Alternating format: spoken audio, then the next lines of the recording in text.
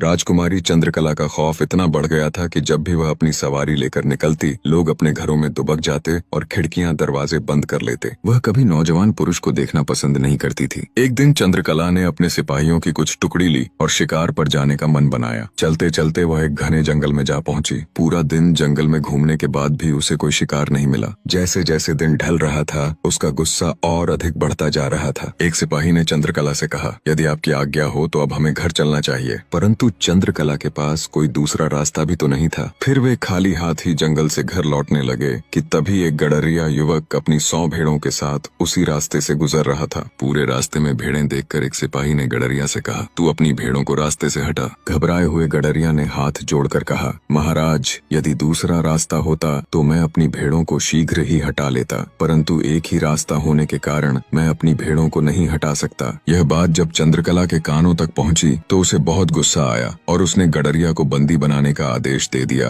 और कहा, इसे बंदी बना लो और ले जाकर कारागार में डाल दो और इसे ऐसी जगह रखो जहां यह सही से खड़ा भी ना हो पाए। इस पर सिपाहियों ने युवक को बंदी बना लिया और ले जाकर कारागार में डाल दिया। जब यह बात गडरिया की उस बूढ़ी माँ को पता चली, जिसके बुढ़ापे का सहारा मात्र उसका एक बेटा था, कि उसे भी बंदी बना दिया गया है, वह फूट फूट कर रोने लगी। उसे रोता देख गाँव की भीड़ इकट्ठी होने लगी, परंतु राजकुमारी चंद्रकला के खिलाफ कोई बोल भी नहीं सकता था। वहाँ पर खड़े सभी लोग कहने लगे, हो ना हो, तेरे बेटे की ही कुछ न कुछ गलती होगी। परंतु बूढ़ी माँ को पूरा विश्वास था कि उसका बेटा कोई भी गलती नहीं कर सकता। उसने गांव वालों की बातों को नजरअंदाज किया और चंद्रकला के महल में जा पहुंची। जब उसने चंद्रकला से यह बात कही, बेटी, तुम मेरे बेटे को छोड़ दो, उसकी कोई गलती नहीं है। यदि तुम चाहो तो उसकी जगह पर मुझे बंदी बना लो, पर मेरे बेटे को छोड़ दो। इतना सुनते ही राजकुमारी अत्यंत क्रोधित हुई और कहा, यदि तेरे बेटे की कोई गलती नहीं है तो इसका मतलब मेरी गलती है। मैंने उसको बिना किसी गलती के बंदी बना रखा है। अब तो यही ढिंढोरा पूरे नगर में पीट कर आई होगी, मेरे प्रति लोगों को भड़काया होगा। अब जब तू इतना कह रही है तो दंड की हकदार तो तू भी है। सिपाहियों,